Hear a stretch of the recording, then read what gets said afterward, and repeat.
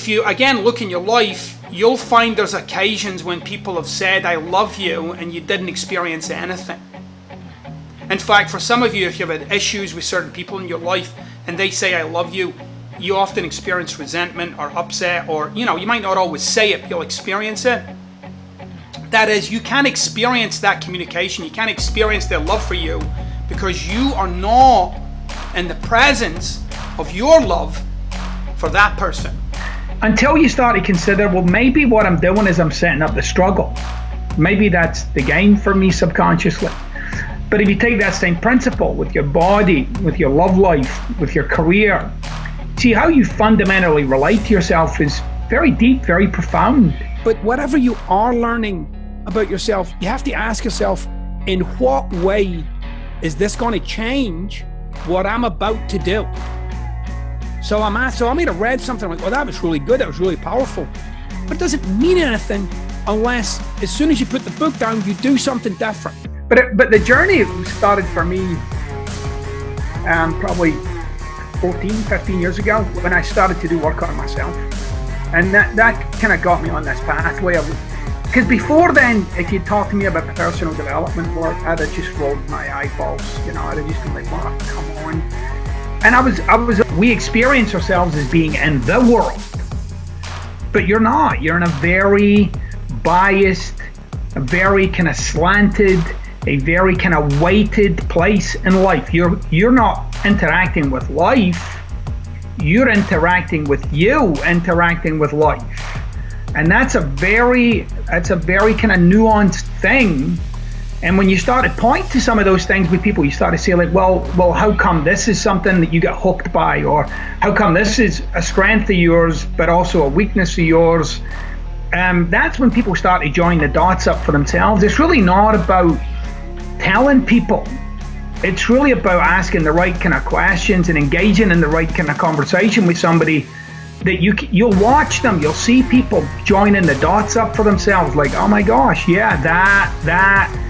And then, in my view, a human being starts to really get empowered with themselves when they start to make sense. Being in the presence of, that is, getting yourself connected to your love for people, the people in your life. And especially in those moments when they say, I love you. I want you to be present to it, like be there in the moment with it. And it'll take us nicely up to the next part of this whole conversation for love as a responsibility. Eventually you're burdened by what you tolerate, and immediately we start thinking about our lives, like maybe I'm in a relationship with someone and there's something about them that it seems like I'm tolerating, or I'm in a job where I'm tolerating other people, I'm tolerating this job, or I'm tolerating my financial state or my health. And that actually wasn't the point of that statement. The point of the statement was for you to examine, what are you tolerating about yourself? But you're so wrapped up in the surface issues of your life, you can't really see what's driving it all. Like, how come I turned out this way? If you set aside the kind of psychological explanation, how come I turned out this way? And where am I headed? Where's this going for me? How does this keep unfolding for me? And the surprising thing for a lot of people is, whatever you're struggling with today, until you finally understand what's driving, you'll continue to wrestle with that until you die. I know what it is to be stuck. I am people, right? I've been stuck in many areas of my life. I've lived a life where the past has been like a shadow cast across everything that I did, even in ways that I couldn't even imagine. So I'm out to give people profound, life-changing ideas and deliver it in such a way that they can make change and they can make it today. They don't have to wait. Purpose is like literally like, this is why I get up in the morning. This is why I do what I do. And your purpose can fit into anything. Like, so my purpose is to empower, it's to empower people in their lives, okay? That's basically it. I mean, I've said it in different ways. I've said it's to make a difference here, it's to empower people, it's to enable people, it's to inspire people. But that's what my life's about. And sometimes I get it right, and sometimes I don't. And sometimes I'm really fucking good at it. Sometimes I don't want to do it. So in some respects, you're always a work in progress, but you'll never be a work that's arrived. There's no point when you're sitting there, with the existential glow, like, oh yeah, I think I could be floating right now. I think my feet are off the ground. I've finally arrived. You're always a body of work. There's always new things to uncover. But again, don't make that so, as I like to say, don't spend your life picking fluff out your own belly button. Examine and then have it make a difference in your life. Examine, have it make a difference in your life. Examine, have it make a difference in your life. And then, so getting into that actually led to me, eventually I became like a facilitator, and I traveled all over the world delivering these transformational programs. And I became a senior program director at this really big personal development company. And then I quit that and kind of got into my own little private coaching business, which had like a very kind of limited number of what I would call exclusive clients. People may think they were assholes, but I thought they were exclusive clients. Real awareness is actually starting to get aware of oneself. And I think if you ask most people, they'll say they are pretty aware. But give me 10 minutes with them and they'll see how blind and deaf they've been. Like they aren't connected to their own wiring in many ways. Do you have like a series of questions that you ask people to help them see that they aren't as aware as they might think they are? Yeah, well, basically I get people just to tell me about themselves, right? You'll hear and see the blind spots everywhere. They're all over their conversations. So when somebody talks, they're in fact speaking from the world that they're in. But people don't experience themselves as being in a world. Love is a generated phenomenon. That is, it's something I'm doing. It also tells me that love is not an outside-in phenomenon, but rather it's the other way around. It's inside out. That is, I have to be in the presence of my love for you to receive your love. So I want you to try it out this week. I want you to try it out for yourself. Where are you not demanding of yourself, like your greatness? Where are you putting up with your own bullshit? Where are you buying into all the stuff that we see online that points the responsibility for your life in another direction? Or even you point towards something about yourself that you can't control. The point I'm making here is, what you've got to get is, when are you going to draw the line under that? When are you going to draw the line under how your life's going? Because eventually you're burdened by what you tolerate about yourself. In my view, a human being starts to really get empowered with themselves when they start to make sense to themselves. Like your own actions, your own thoughts, your own emotional states. When all that starts to kind of logically click for you, to me, those are the beginnings of true awareness.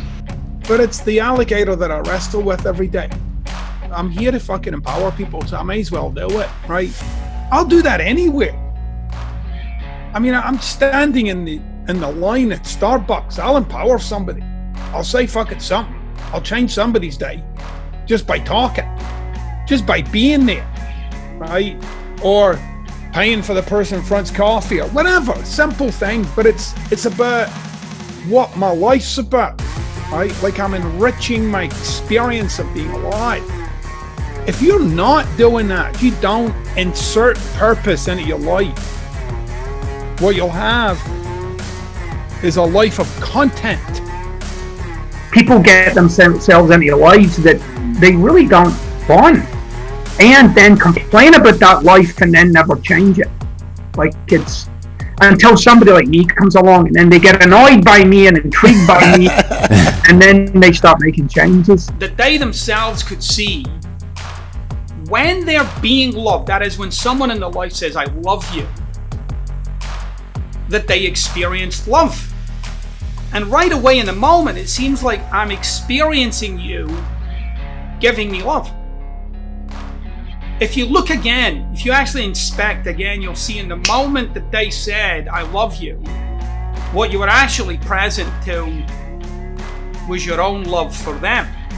All the same things that we're all kind of like making okay in our lives, And sometimes it goes too far, like our relationships break down, or our businesses go down, but it seemed to me like I'm just wrestling with the same stuff as everybody else, and I'm working my tail off at that time to my wife in a very specific thing that I thought would answer a lot of these questions that were kind of ruminating in my life, right? Like I really did believe that one day this was all going to turn out.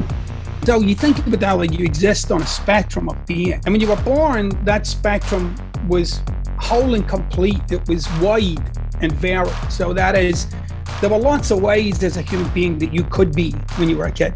As you've aged, the availability of all of that has become less and less and less. You're now very defined, and it also has a very kind of definitive range of problems that person deals with. The world doesn't give a fuck. And it doesn't. Even your darkest, shittiest things, it's like, yeah. And I'm telling you, like even the dark, shitty things you've done that were even illegal, in terms of the universe, it's nothing. And it's a nothing burger. The whole thing's a fucking nothing burger. And I got you might have significance to it. But anything that you're out to transform yourself, Larry, you got to go through it. Stop kidding yourself. It's a walk through the mud. It's not like, well, let's build a bridge and go over it and pretend it doesn't exist, No, you've got a memory, and in that memory exists your resentments and your regrets and your upsets and your shames and your guilt and your la la la la la. You got to get in there, dig that shit out. Where did that go? How did it take you there? How can I be responsible for that now moving forward? And building a case for your freaking future. I'm not saying I'm sorry. Yeah. Okay, but if it sets you free, no, I'm not doing it. So you'd rather be miserable than free. And then they'll say no, and then when they think about it, they'll say yes. I would rather be miserable than let them off the hook. Yeah. So you'd rather fill your body with all those toxins and resentments and blood pressure, and the person that you're resenting is right now. That's what it was like for me. It was like suddenly I got like what it is to steer this thing myself, as opposed to trying to navigate things that seemed like other people were presenting me with, when in fact what I was getting presented with were all my own obstructions that seemed like other people or other things. And I never looked back. Like my life was never the same. Like I went on just like it was that switch in my mind where the word responsibility was like the holy grail in me. I was like, oh my God, it's me. We talked about love and how to have love in a relationship. And one of the complaints that I hear, or one of the issues that I hear in people's lives, is that they don't feel loved. They don't experience being loved. They're not loved. And they're then left with this kind of tail chasing exercise, okay? Where they're on the lookout to love themselves first. I first must love myself, which is that statement alone is very insular. It kind of turns you in the way, all right? So, which goes against the grain of love as an expression. One day, when all of this work, I would wake up and the birds would be singing, right? And the sun would be shining and all was good in my world. And I realized that I'd never had that day in my life. Like I'd been working towards it. I've been trying to make this happen. But that's perspective is a word that gets thrown around a lot. Like, what is your perspective? It's such a thin word to deal with this really kind of voluminous thing. Your perspective is in everything you hear, everything you see, everything you say, everything you experience, every feeling, every emotion, all of it. That's your perspective, and it's hard to see it because you're in it. Language is the house of being. Who you be, that is the being that you've become, is completely a function of the conversation that you're in with yourself and others, nothing else. And it seems like I'm emotionally constrained, and it seems like my moods or my outlook, it's all housed in the kind of cacophony of language that you engage with every day. You don't find your fucking purpose. That's like saying, okay, today I'm out to find my toenails. They're fucking there. It's right in front of your face, you know. But for one, it's like, I think a better analogy might be that you go into your wardrobe in the morning and expect it to dress you. Just stand there, fucking naked. Come on, do me, and then I'll go out in the world. No, you need to dress yourself, and it's the same your purpose. Every time you do that something different. You're literally weaving a tapestry for a new life. With every passing moment, a new action, a different action. I did something there that I'd never done before. I said something. You're building a case for the kind of future you want, but it's actually influencing right now. It's actually showing up in the present moment. Look, I like to say to people, look, first of all, you didn't learn wisdom. You know, you didn't go through school and people are like, okay, so let's get into your, you know, the phenomenology of wisdom or some shit. You know, like nobody ever sat you down and gave you like this hands-on application of how to kind of navigate failing, right? You just had to kind of take the punch and somehow come reeling back from it. And you know, as a species, we're just addicted to the whole notion of things being certain. Like, you know, just they have to have some kind of foundation to them. And which is why, by the way, people have shitty lives and don't change them. So when I started to do work on myself, and it was in a specific area, actually. It was my relationship with my parents, which at the time in my life I would have said was fine, right? It's okay, you know, it's fine.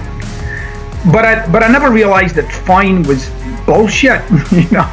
I thought fine was just fine. No one had ever said, but why not amazing?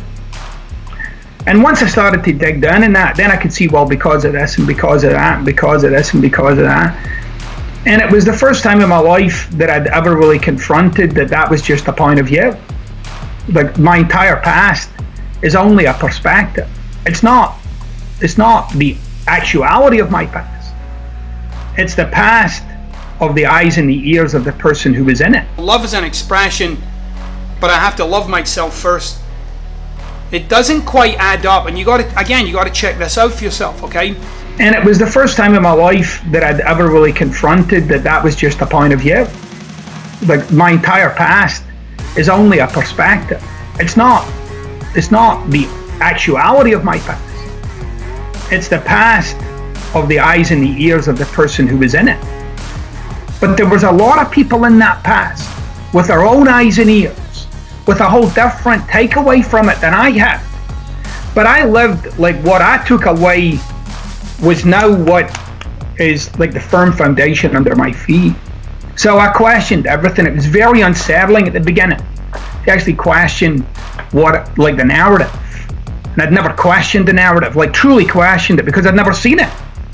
Because to me it was the truth. The problem we have as human beings is, I mean, those are great examples you've given, and they're ones that we can see and we're aware of. You're not aware of the shroud that you live in. Right. You're just not aware of it. It just seems like, you know, this is this way, that is that way, this is this way. Eventually you're burdened by what you tolerate. And it was surprising, it got a lot of responses, but recently I read through the responses again. And I noticed that for a large number of people, they were actually talking about something that I wasn't talking about. And it's amazing how we do that. You know, we read a quote like that, you know. A lot of what we're kind of hooked by as an adult is from whatever we took away from our childhood, right? So in my second book, I talked about this, like, what are the elements that you took away? What have you built your life upon? Of all the things that you could have taken, what did you take, right? And so when you question that with somebody and somebody says, you know, like, my mother was controlling, okay, which is a descriptive term of things you saw, okay? When I say my mother was controlling, that's not just a phrase. I'm now in a world that exists now between her and I, right? And in this world that I'm in with her, it's not my perspective. I'm actually watching her do things that confirm. Your purpose is waiting to be created. It's a created phenomenon. It's like a fucking painting or some kind of really like some passionately created phenomenon that you live from. But it's not given. You don't find it under the fucking seat. You don't find it, in the wheelbarrow tire section at fucking Walmart, right? It's not there. It's not like, and there I was. What I've come to believe.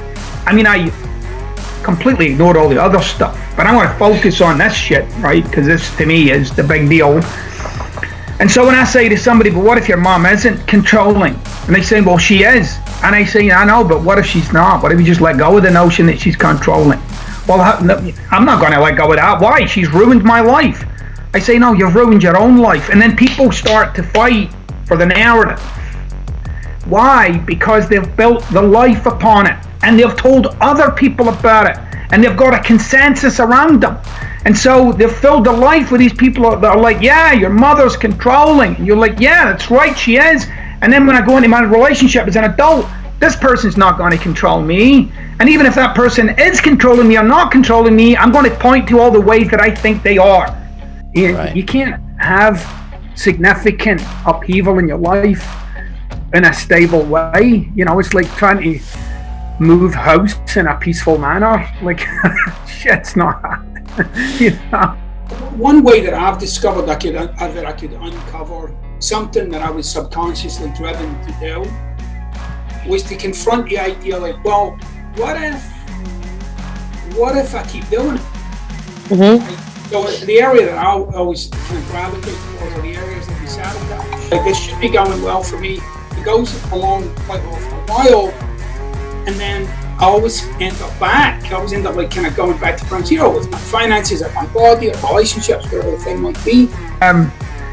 So ultimately what it comes down to is, see, once you discover something, right, and it's like a true discovery, it's a gestalt moment. It's like the black cat.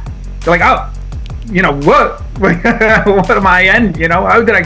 Because you can see the tentacles, and you can see how it's spread throughout your life, and you can see how, when you're being given by this thing, why you would take the pathway you would take. Like I said earlier, suddenly I made sense.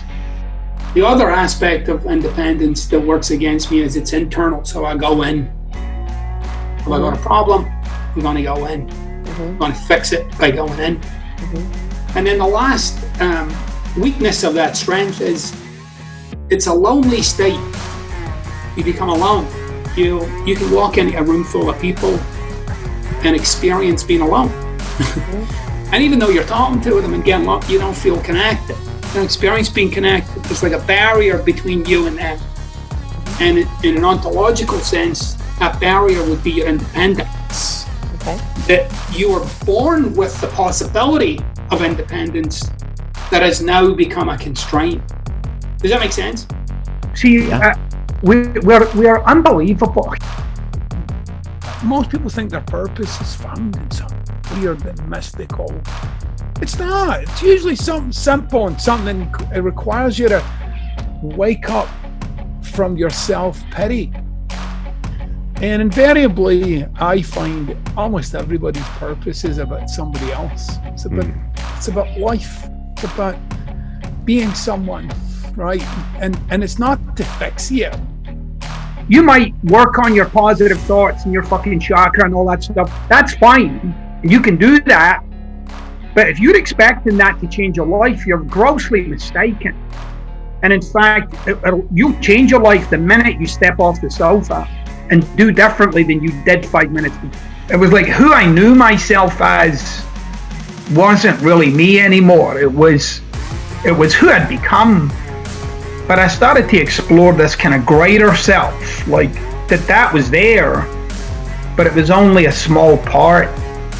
And that became the big choice in life, like starting to see like I could pursue all of those brain patterns and all of those automatic behaviors. I could pursue that. If people could get the gravity of that statement, I am who I say I am. Well, what does that now exclude? Well, it excludes the past. I am not my past. It excludes my feelings. Unless I include it when I share who I say I am. And so you start to see that and do the work, you're going to be left with this relationship to your promises that you've never had. And you'll see that what falls out of your mouth every moment of every day is in fact life or fucking death. My internal state, my physiology, my psychology, it has to align with what I'm about to do. And that's just not fucking true. That is not true. That is in fact a lie. But then suddenly as a human being, there's like this growing sense of like, there's way more to me that I had forgotten. And I'd literally forgotten. I'd forgotten that when I was a kid, I was so loving. As a kid, I was like this huggy, loving little kid. And I'd become this asshole of a man. And that was my choice in many ways, you know. It was like, oh yeah, I can keep going with that and single-minded and da-da-da-da-da. Or I could just start giving a damn. And what I'm about to say, by the way, you should try it out for yourself, okay? You don't have to believe what I'm saying. You should go into your life and try it. Here's what I think you'll find, though. I think you'll find that what I'm about to say is actually accurate. So the problem that we have as human beings with our strengths is there's no off button. So the people who have that kind of character trait for being hardworking, they know there's no off button for that thing. It just keeps going. It's relentless. And it's the answer to everything. Like, oh, just work hard, right? For those that have the character trait for being analytical, they analyze everything, right? Even what I just said, they're sitting there right now listening to this, wondering whether they are analytical or not analytical, and if they were analytical, what would that mean about them? And maybe I'm analytical, I might be a problem, I need to go read some books about that. Like, it's all analyzed. You got to get the gravity of your words, like what you're saying, how you're saying it, who you're saying it to, how often you're saying it. All of that is shaping your life. And then do the work you're left with this. Like, I'll actually show you the areas, not only the areas that suck, how to make a new promise in that area, how to go in there and change and transform that. And then have you confront what this is actually going to take from you.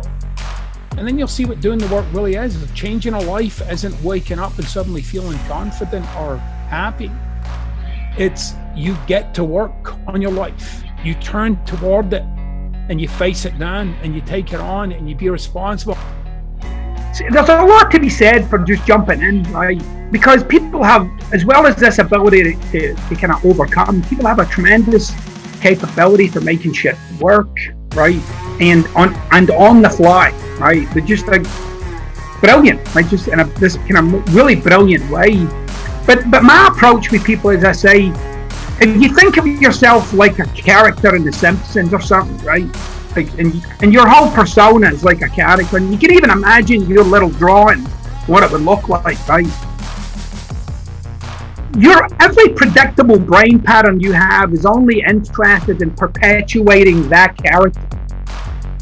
There's been no sense of creating something, you know, like, I'm going to create myself as this person. So if you think about it like this kind of unconscious stumble through life, and you're picking up pieces that you have no sense that you picked that up, right? You don't even realize that you've just laid a foundation for something that later in life is going to kick your ass, right? You don't realize that you're doing this. I think it does take a little bit of time, a little bit of kind of fermentation. I think it has to kind of form itself. To me, those are the times when it's ripe for you to now do this work on you, to now be like, okay. And it's funny because I spoke to someone recently about this, and they talked about midlife crisis. When it doesn't go your way, what can we expect from you? And you'll actually see your model. You'll see how you do it. You'll actually see what you start to indulge. Right? Old brain patterns, old moods and outlooks that arise, that the minute they arise, you don't see it as a brain pattern. You don't experience it as a brain pattern. For you, this is how life is. You don't get that it's your angle on it. You are creating your own experience of being alive, and your actions are very much coming from your experiences. So when I talked about you're both the Matrix and you're the rebels, all of us, all human beings, are constantly setting up the game subconsciously. So you're setting up the game of relationships, you're setting up the game of finances, you're setting up the game of your body, and so you're kind of following predictable pathways. But you're also struggling with some of these things, right? Like, for instance, I'll give you a really simple example. So the persona that you are is interested in perpetuating itself. That's why we get hung up in this solving the same kinds of problems over and over and over again. What we don't realize is we're creating them too, to kind of fascinate our own persona, to keep it rolling the same way. And then you get presented with new things, and that's when things like self-sabotage come in, or fear comes in. I can't do it. And so I love the idea of stepping into things that require me, like, will demand that I become someone that I currently don't think I'm capable of being. I'm interested in that. Like, that's fascinating to me. Like, oh shit, who would I have to become? And how would I have to handle myself? And what are the things that I would have to start taking on that right now I seem to be resisting? To me, that's the land of milk and honey.